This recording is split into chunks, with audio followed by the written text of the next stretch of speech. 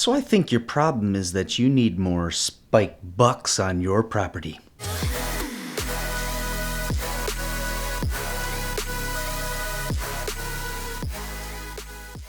Hello, this is Nathan Nelson with Stillwater Outdoors. If you want to know the future of your hunting property, take a good look at your 1.5-year-old bucks. So to start this off, first of all, I want to say that every year, 1.5-year-old bucks, and a large majority of them, will disperse from the area where they were raised by their mother, and they will adopt a new area. They kind of get kicked out of the deer herd in that area by the mom.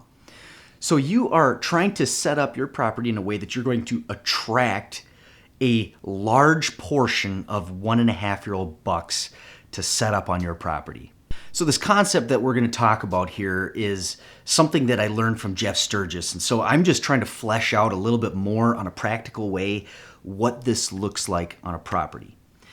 So let's say you've got a pyramid and this is your buck herd, okay? Now at the base of this pyramid, you're going to have your 1.5-year-old bucks. That's going to fill out the largest group of bucks on your property. After that, you have your 2.5s, 3.5s, 4.5s, 5.5s, and so on.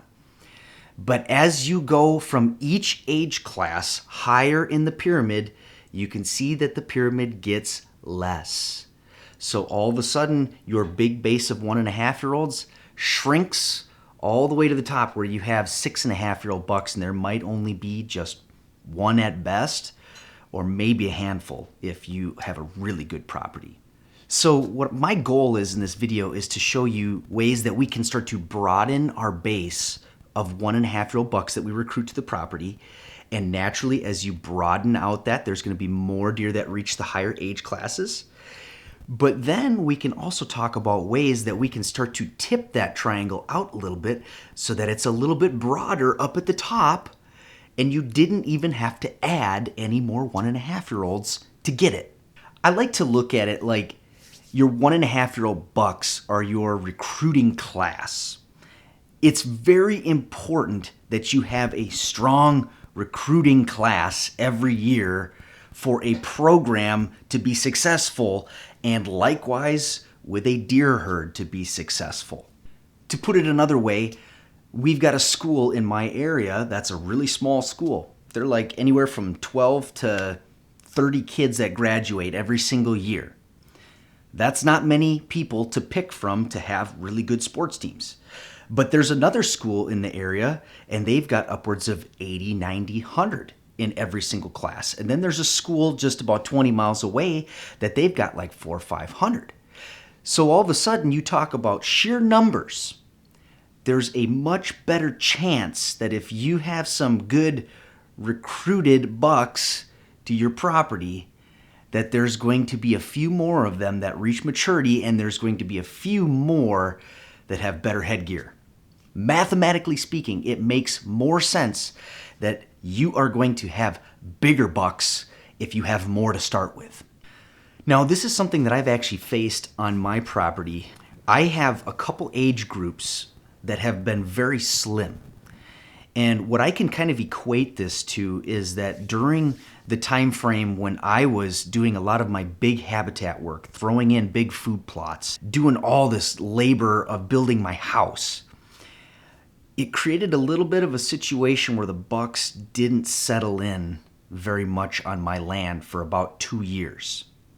You know, they come walking around and all of a sudden there's this big wide open area that was never there before, and there wasn't really any food that was growing at that time. So this is something that you have to be okay with and understand that as you start on this process of building a deer herd, your initial habitat changes might actually produce the opposite result right away.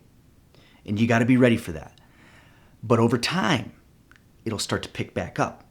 So for instance, 2 years ago, I didn't hardly have any spike bucks and fork bucks on my property. Last season, I didn't hardly have any.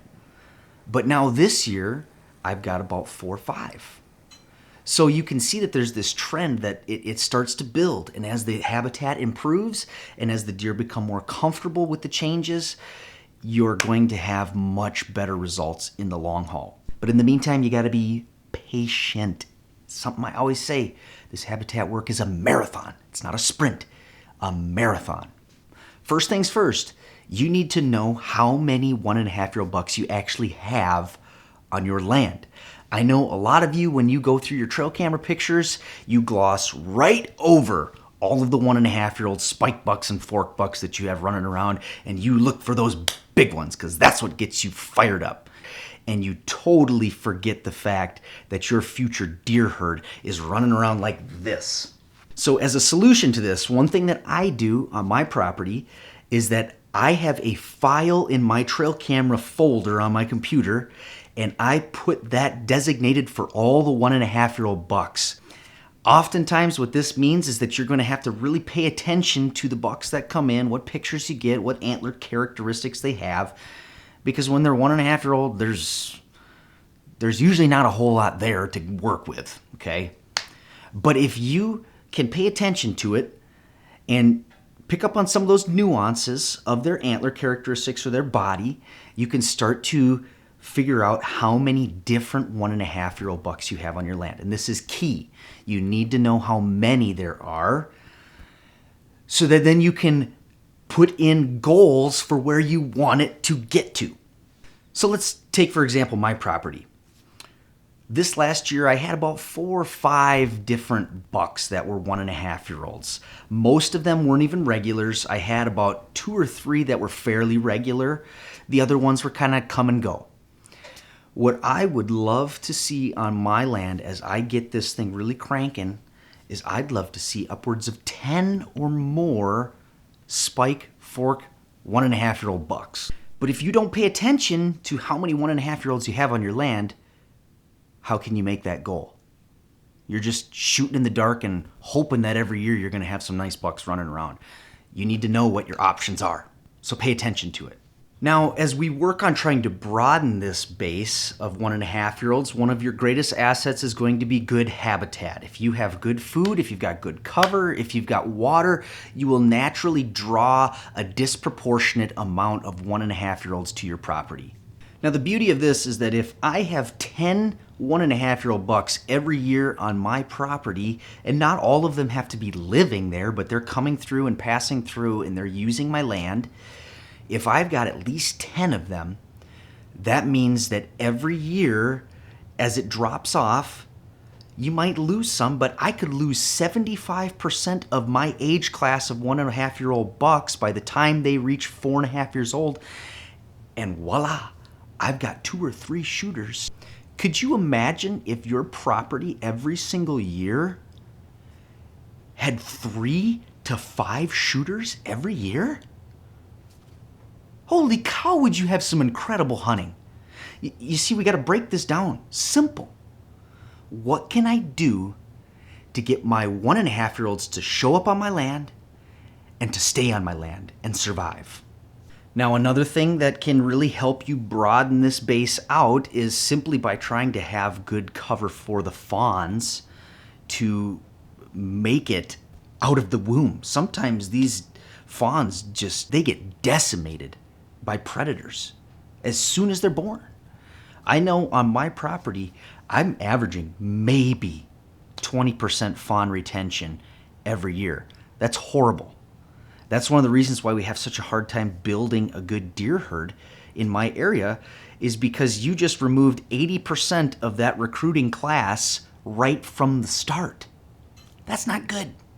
Not good at all. So we got to do whatever we can to try to increase that percentage. Even if you can only get it 5, 10, 15% more survive every single year.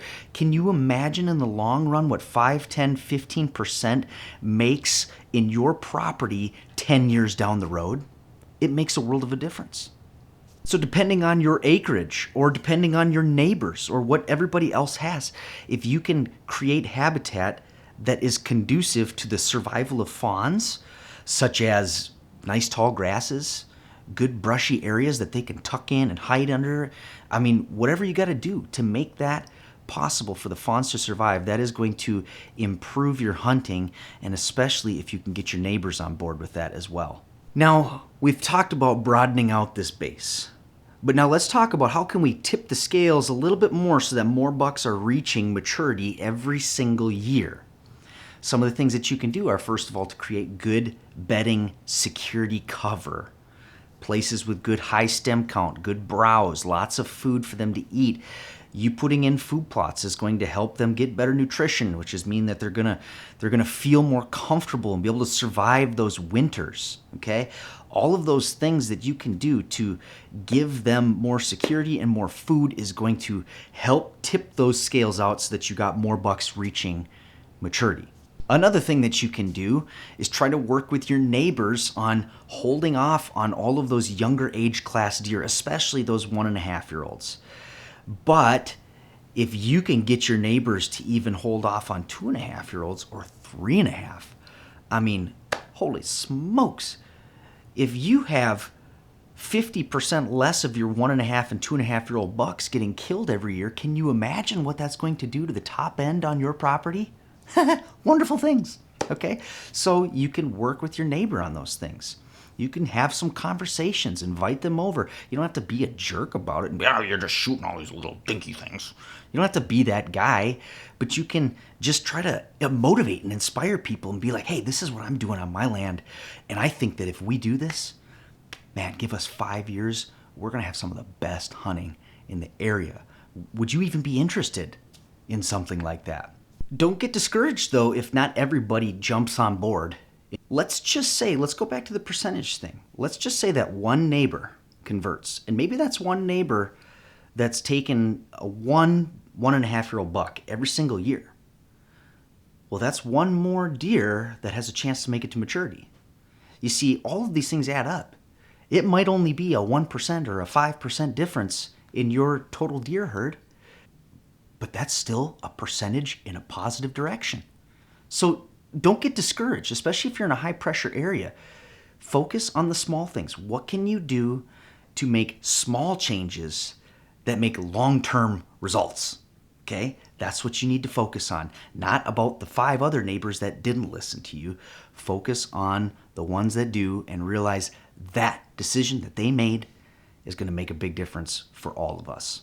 As you get some neighbors on board with this and people start seeing on their trail cameras that there's more big deer running around, all of a sudden, when they know they got this big giant 10-pointer and this nice 12-pointer and this big 8-pointer running around, they probably aren't going to shoot the little dink that steps out. Oftentimes is people shoot whatever they have on camera. I mean, some guys are like, well, the biggest thing I had was a little 6-pointer, so that's what I shot. You know, that's what you're running into. But I've never met a hunter that would shoot a 1.5-year-old spike if a big 10-pointer was standing right next to it. Say you and a few neighbors are really working hard to get this some momentum going, and all of a sudden they got an 8-pointer on their property, and they're like, oh, you know, that's a pretty nice buck. And the next year they got a 10-pointer, and their tune is going to change when they start seeing the deer that are running around. Don't be afraid of your neighbors getting trail camera pictures of big deer, because the more big deer that they see, the more they're going to target mature bucks, which mean they're not going to be targeting little bucks, which means you're going to have more big bucks.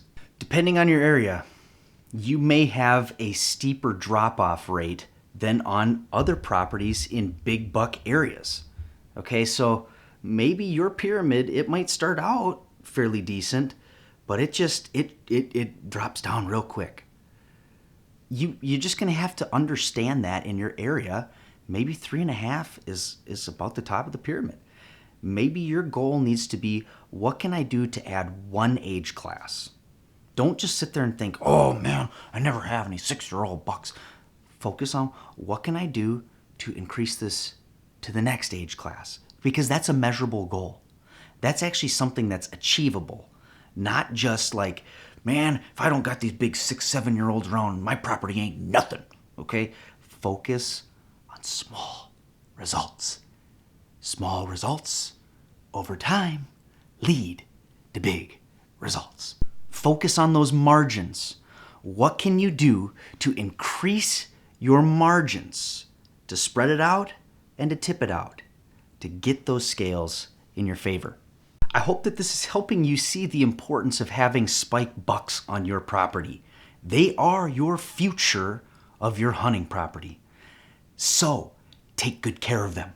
Do everything you can to keep them, to get them, and to make them last into the future. And you will have some great hunts to come. Thanks for watching, guys.